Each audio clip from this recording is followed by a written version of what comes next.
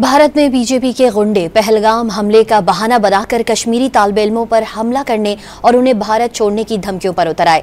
उत्तराखंड, उत्तर प्रदेश, हिमाचल प्रदेश और चंडीगढ़ में कश्मीरी तलबा को हिरासा किया गया, हॉस्टल के दरवाजे भी तोड़ डाले। भारत में बीजेपी के गुंडे पहलगाम हमले का बहाना बनाकर कश्मीरी तालिब-इल्मों पर हमला करने और उन्हें भारत छोड़ने की धमकियों पर उतर आए।